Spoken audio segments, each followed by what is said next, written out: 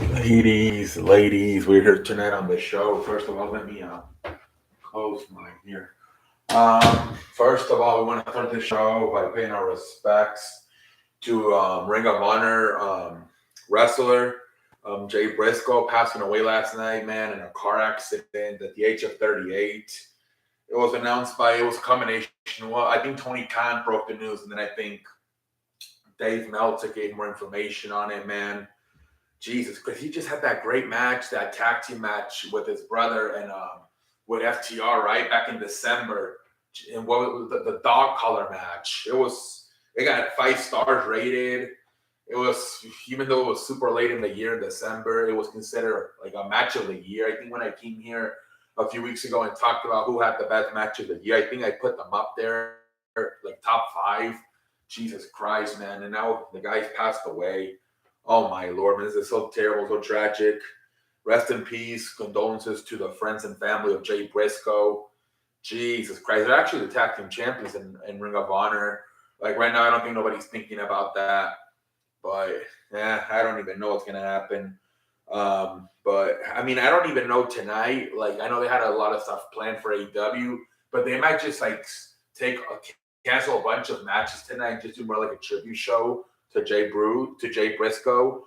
I don't know. I mean, like in 2021 when Brody Lee passed away, I think that's what they did. They just did more of a tribute show.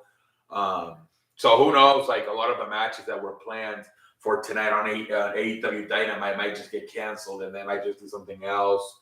Maybe like a bunch of tribute, a bunch of video packages, wrestlers talking about the memories they had of Jay Briscoe. Who knows? We'll see what happens tonight in AEW. Everybody paying their respects, all the wrestlers, Seth Rollins, everybody.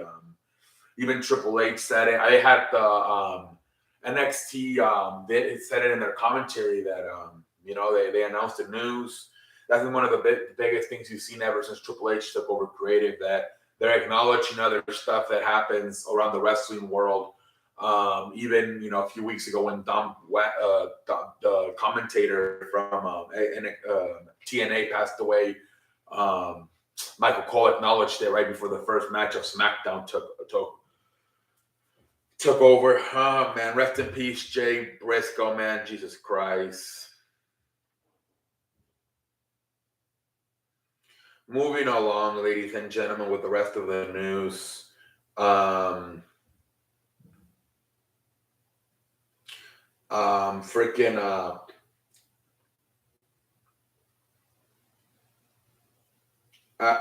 Tony Khan did talk kind of briefly about potentially buying WWE, but he kind of, he said my main focus is saying the AEW. Then he kind of promoted, like, you never know what's well addressed. So tune into either Dynamite or Rampage on TBS and TNT.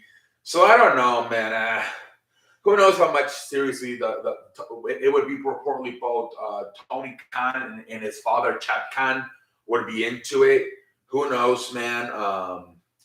But he kind of like danced around it and then just promoted Dynamite and Rampage. So who knows?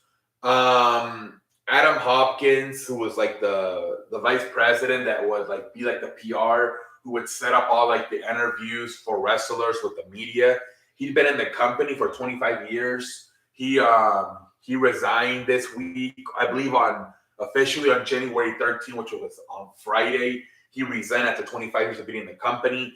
A lot of people were very upset with this, especially in the media. I think Sean Ross Sapp said it. He was very good to us, very helpful when it came up to setting interviews with the wrestlers. So myself or other media outlets can interview the wrestlers. So pretty crazy, man. Adam Hopkins, after 25 years of being in the WWE, gone. I wonder if it's another Vince McMahon decision, or maybe Adam Hopkins was influenced by Vince McMahon coming back. Who knows? Kind of crazy how literally, like 10 days later after Vince McMahon comes back, after 25 years, Adam Hopkins resigns from WWE. All right. And then they're also saying that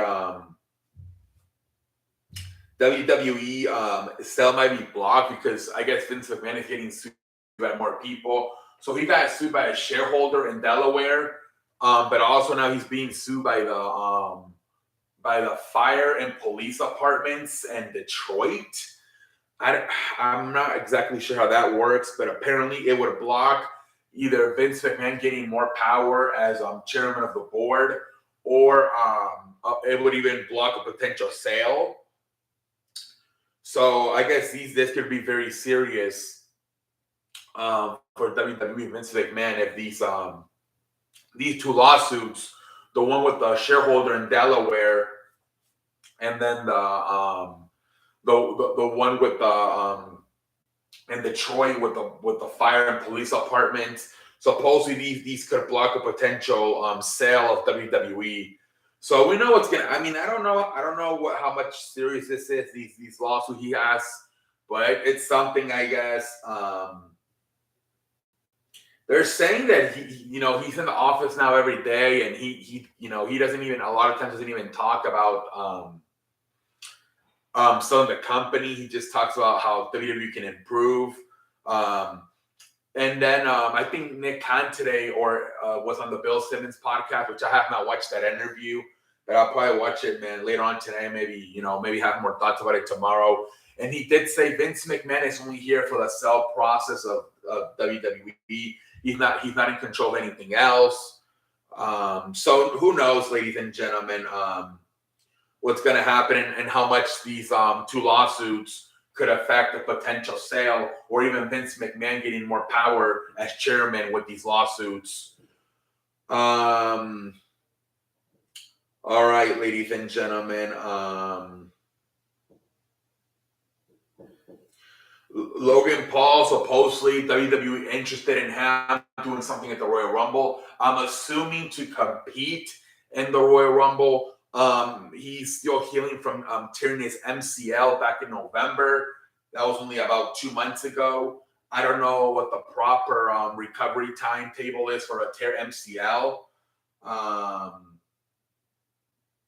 But apparently WWE has at least talked to him about appearing in the Royal Rumble in some capacity.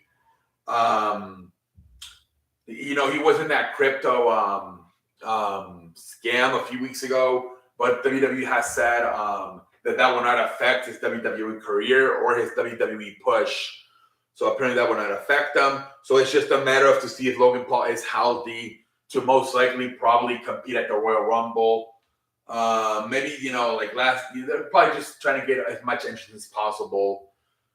Maybe he'll come in and because it is a Royal Rumble, he probably just does, even if he's limited, he can still participate, right? He doesn't have to do all that crazy stuff, jumping off the ropes and on the tables, right? So he maybe even if he's limited, they'll still let him participate. And I'm assuming it's going to be a surprise. I don't expect him to confirm it, like either on social media or his podcast. I assume if he were to be there, he's probably just going to come out and appear at the Royal Rumble. I don't think he's going to make an announcement about it. But I think that's it, ladies and gentlemen. Yep, I believe that's it with the news, ladies and gentlemen. All right, ladies and gentlemen. Have a good night, everybody. Until next time, I'm out.